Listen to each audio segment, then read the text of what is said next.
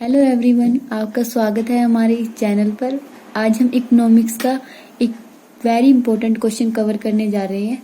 कल हमने डिमांड और डिटर्मिनेंट्स ऑफ डिमांड किया था और आज हम वेरी इंपॉर्टेंट क्वेश्चन जो 6 मार्क्स के अंडर पूछा जाता है उसको करने जा रहे हैं। ठीक है, ये क्वेश्चन कैसे आ सकता है?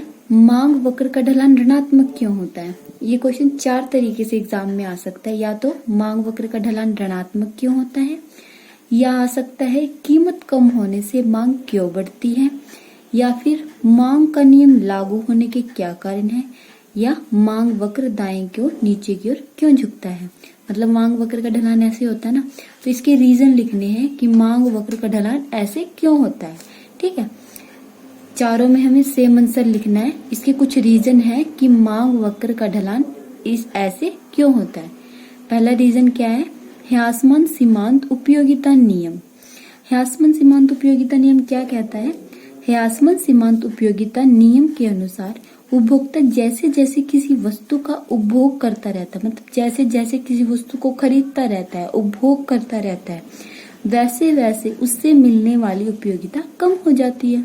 जैसे जैसे हम किसी वस्तु के उपयोग को बढ़ाते जाएंगे, कोई तो ऐसी स्टेज आएगी ना कि हमें मतलब उसकी उपयोगिता बिल्कुल ही कम हो जाएगी। ठीक है, एग्जाम्पल के तौर पर समझाना चाहूंगी। जैसे मेरा चॉकलेट खाने का मन है, बहुत ज्यादा चॉकलेट खाने का मन है, तो मैंने एक चॉकलेट खा ली तो मुझे 10 के बराबर यूटिलिटी मिली। फिर मैंने 2 चॉकलेट खाई तो मुझे 7 के बराबर यूटिलिटी मिली। मैंने 3 चॉकलेट खाई, मुझे 3 के बराबर यूटिलिटी मिली। फिर मैंने 4 चॉकलेट खाई, मुझे 2 के बराबर यूटिलिटी मिली। 5 चॉकलेट खाने से मुझे 1 के बराबर यूटिलिटी मिली।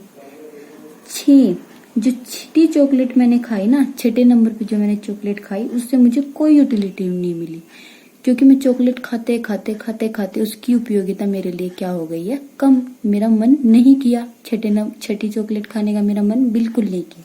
मतलब जैसे जैसे मैं चॉकलेट का उपभोग करती रही, उससे मिलने वाली यूटिलिटी हमारी कम होती रही। जैसे जैसे मैंने इसके नंबर्स को बढ़ाया, चॉकलेट के 1 2 3 4 5 6 चॉकलेट खाई, उससे मिलने वाली यूटिलिटी क्या हो गई? 10 7 3 2 1 और फिर लास्ट में 0। मतलब मेरा बिल्कुल भी मन नहीं किया चॉकलेट खाने का। ठीक है, ये था हमारा फर्स्ट पॉइंट। इसकी वजह से भी मांग वक्र का ढलान क्या होता है? ऋणात्मक होता है। ठीक है, उसके बाद है सेकंड पॉइंट। सेकंड पॉइंट क्या है? आय प्रभाव। आय प्रभाव की वजह से भी मांग वक्र का ढलान ऋणात्मक होता है। फॉर एग्जाम्पल, जैसे उपभोक्ता की 100 रुपए आए, ठीक है, और उसको क्या खरीदने हैं? सेब खरीदने हैं। सेब क्या है? सेब का प्राइस वर्तमान मतलब इस टाइम पे सेब का प्राइस क्या है? 50 रुपए की 1 किलो सेब आती है। ठीक है, 50 रुपए की 1 किलो सेब आती है। उपभोक्ता की आय है 100 रुपए। अब सेब का प्राइस बढ़कर 100 रुपए किलो हो गया। कितना हो गया? 100 रुपए किलो।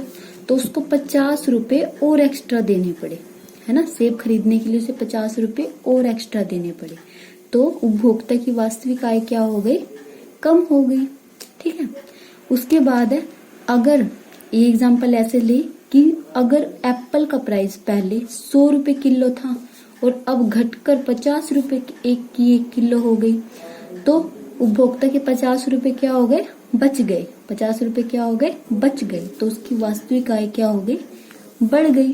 ठीक है, वास्तविक आय कम होने से या बढ़ जाने से भी क्या होता है? मांग वक्र का ढलान ऋणात्मक होता है। ठीक है, अगर आपको मेरा कोई पॉइंट समझ ना आए या कोई एग्जांपल समझ ना आए तो आप मुझे कमेंट बॉक्स में कमेंट कर सकते हैं। ठीक है, उसके बाद है third point, substitute effect. Substitute effects में क्या क्या होते हैं? Substitute goods. सब्स्टिट्यूट गुड्स कौन से होते हैं? इनका मीनिंग क्या है? जब एक वस्तु को दूसरी वस्तु के स्थान पर प्रयोग कर लिया जाता है तो वह क्या कहलाती है? सब्स्टिट्यूट गुड्स या प्रतिस्थापन वस्तुएं, जिनको एक के स्थान पर प्रयोग कर लिया जाता है।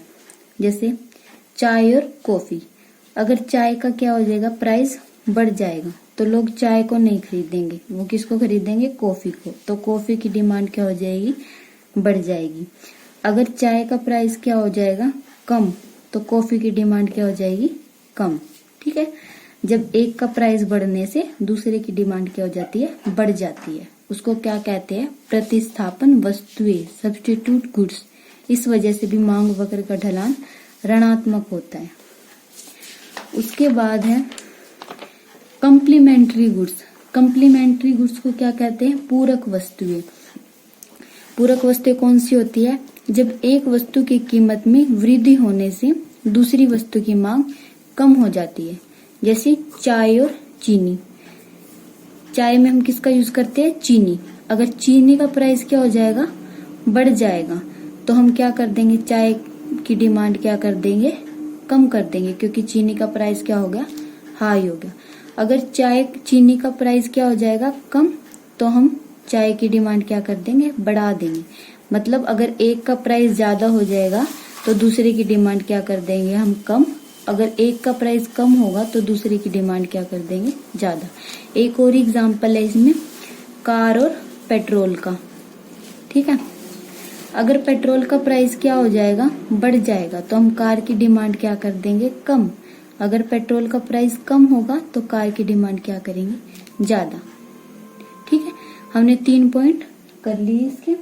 पहला पॉइंट था ह्रासमान सीमांत उपयोगिता का नियम। दूसरा पॉइंट क्या था, आय प्रभाव। तीसरा पॉइंट क्या था, सब्स्टिट्यूट इफेक्ट। ठीक है, सब्स्टिट्यूट इफेक्ट में सब्स्टिट्यूट गुड्स मतलब प्रतिस्थापन वस्तुएं और पूरक वस्तुएं। अब फोर्थ पॉइंट क्या है, अनेक उपयोग, मतलब बहुत सारी चीजों के हम बहुत सारे उपयोग होते हैं। जैसे ऊन का प्रयोग हम बहुत सारे यूजेस कर सकते हैं उनके। और दूध का भी बहुत सारे यूज होते हैं, जिसकी वजह से भी डिमांड कर्व होता है जो स्लोप डाउनवर्ड्स होता है। जैसे मांग वक्र का दाहिनी ओर झुकने का एक कारण यह भी है कि किसी वस्तु का मूल्य कम होने पर अनेक प्रयोग आरंभ हो जाते हैं। देखो, अगर दूध का प्राइस क्या है, कम है, दूध का प्राइस क्या है, कम हो गया, तो क्या है, अब उसका हम बहुत सारे यूज कर सकते हैं। जैसे हम उसकी दही बना सकते हैं, मक्खन बना सकते हैं, उसकी मिठाई बना सकते हैं। ठीक है, बहुत सारे यूज हो गए। अगर इसका प्राइस क्या हो जाएगा, ज्यादा हो जाएगा, तो हमें जिस चीज की ज्यादा जरूरत है, जैसे चाय पीने की हमें ज्यादा इच्छा होती है, तो हम सिर्फ इसका यूज किस में करेंगे, चाय बनाने में। ठीक है, अगर प्राइस कम होगा तो इसके बहुत सारे यूज करेंगे। अगर इसका प्राइस ज्यादा होगा तो इसका जो आवश्यकता की चीज है सिर्फ उसमें यूज करेंगे।